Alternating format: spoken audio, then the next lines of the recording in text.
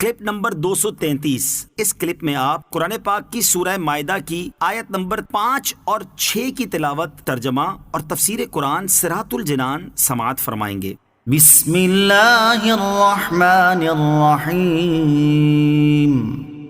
ترجمہ: اللہ کے نام سے شروع جو نہایت مہربان رحمت والا ہے۔ اليوم احل لكم الطيبات وطعام الذين اوتوا الكتاب حل لكم وطعامكم حل لهم، والمحصنات من المؤمنات والمحصنات من الذين أوتوا الكتاب من قبلكم إذا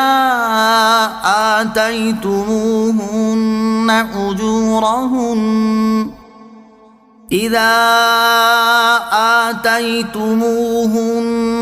أجورهن محصنين غير مسافحين ولا متخذي أخدان، ومن يكفر بالإيمان فقد حبط عمله وهو في الآخرة من الخاسرين۔ ترجمہ: آج تمہارے لیے پاک چیزیں حلال کر دی گئیں اور اہل کتاب کا کھانا تمہارے لیے حلال ہے اور تمہارا کھانا ان کے لیے حلال ہے، اور پاک دامن مسلمان عورتیں اور جن لوگوں کو تم سے پہلے کتاب دی گئی ان کی پاک دامن عورتیں تمہارے لیے حلال کر دی گئیں، جبکہ تم ان سے نکاح کرتے ہوئے انہیں ان کے مہر دو، نہ زنا کرتے ہوئے اور نہ انہیں پوشیدہ آشنا بناتے ہوئے، اور جو ایمان سے پھر کر کافر ہو جائے تو اس کا ہر عمل برباد ہو گیا اور وہ آخرت میں خسارہ پانے والوں میں ہوگا۔ الیوم احل لکم الطیبات، آج تمہارے لیے پاک چیزیں حلال کر دی گئیں۔ اہل کتاب کا ذبح کیا ہوا جانور بھی مسلمانوں کے لیے حلال ہے، خواہ یہودی ذبح کرے یا عیسائی، یوں ہی مرد ذبح کرے یا عورت یا سمجھدار بچہ، لیکن یہ یاد رکھنا نہایت ضروری ہے کہ ان اہل کتاب کا ذبیحہ حلال ہے جو واقعی اہل کتاب ہوں۔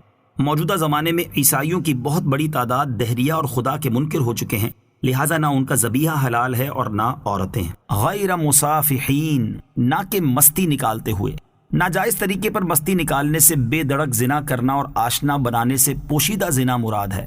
وَمَن يَكْفُرْ بِالْإِيمَانِ، اور جو ایمان سے پھر کر کافر ہو جائے۔ آیت مبارکہ کے آخر میں مرتد کے بارے میں فرمایا گیا ہے کہ اس کے تمام نیک اعمال برباد ہو جاتے ہیں، آخرت میں اس کے لیے کوئی اجر و ثواب باقی نہیں رہتا۔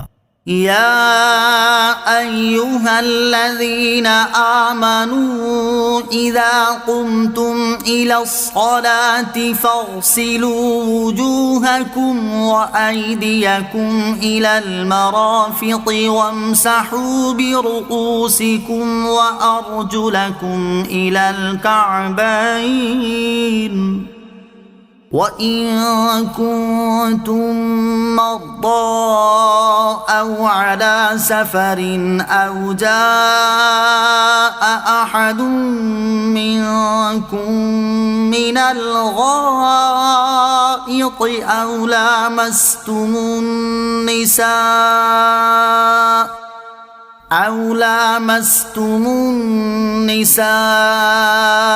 فَلَمْ تَجِدُوا مَاءً فَتَيَمَّمُوا صَعِيدًا طَيِّبًا فَامْسَحُوا بِوُجُوهِكُمْ وَأَيْدِيكُم مِّنْهُ، ما يريد الله ليجعل عليكم من حرج ولكن يريد ليطهركم وليتم نعمته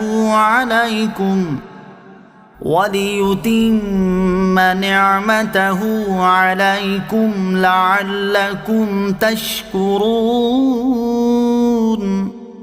ترجمہ: اے ایمان والو، جب تم نماز کی طرف کھڑے ہونے لگو تو اپنے چہروں کو اور اپنے ہاتھ کوہنیوں تک دھو لو اور سروں کا مسح کرو اور ٹخنوں تک پاؤں دھو لو۔ اگر تم بے غسل ہو تو خوب پاک ہو جاؤ، اور اگر تم بیمار ہو یا سفر میں ہو یا تم میں سے کوئی بیت الخلاء سے آیا ہو یا تم نے عورتوں سے صحبت کی ہو اور ان صورتوں میں پانی نہ پاؤ تو پاک مٹی سے تیمم کر لو، تو اپنے چہروں اور ہاتھوں کا اس سے مسح کر لو۔